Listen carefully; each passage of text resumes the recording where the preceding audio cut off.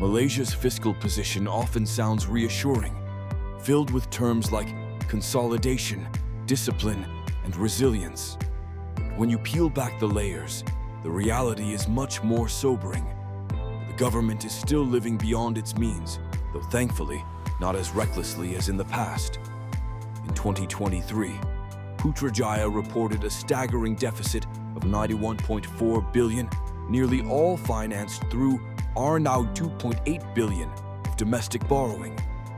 Fast forward to 2024, and we see a similar pattern, a RM 79.2 billion deficit, with RM 77.1 billion to borrow onshore. For 2025, the expectation is still grim, with another R80 billion shortfall on the horizon. The silver lining?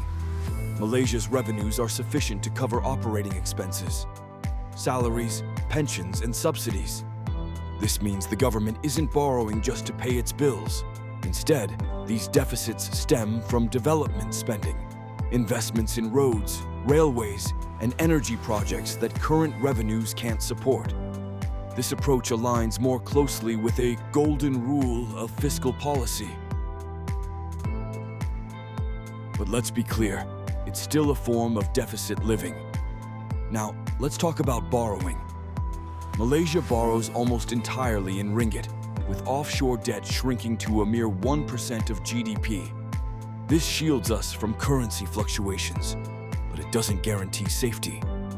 Domestic debt has climbed to 64% of GDP, dangerously close to the 65% ceiling set by the Fiscal Responsibility Act. When the government dominates the local bond market, it crowds out private credit, forcing entrepreneurs and businesses to face higher financing costs. And here's the kicker. With debt at this level, any external shock, a global downturn, an oil price collapse, or a regional crisis would leave us with little room to maneuver. Borrowing in ringgit doesn't exempt us from the hard limits of debt.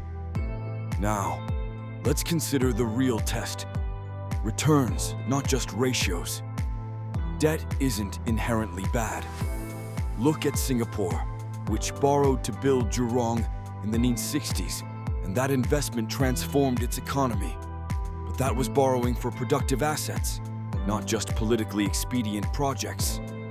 The crucial question for Malaysia is whether the borrowed funds are generating growth that outpaces the cost of debt. If the money builds competitiveness, productivity, and jobs, it's an investment. If not, it's merely consumption dressed up in a different outfit. Right now, the structure is clear. A small operating surplus, but a significant development deficit financed by bonds. Unless we see improved discipline or rising returns, this pattern can't continue indefinitely.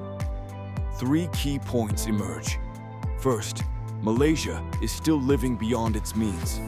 While operations are funded, development is being mortgaged for the future. Second, borrowing domestically may reduce external risk, but it squeezes local credit and narrows our fiscal space.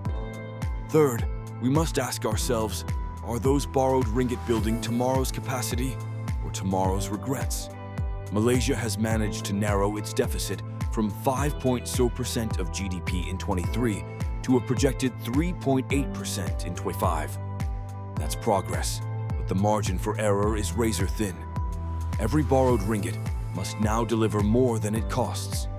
Otherwise, we risk reaching a point where the debt is high, growth is low, and we'll all be left wondering, where did all the money go?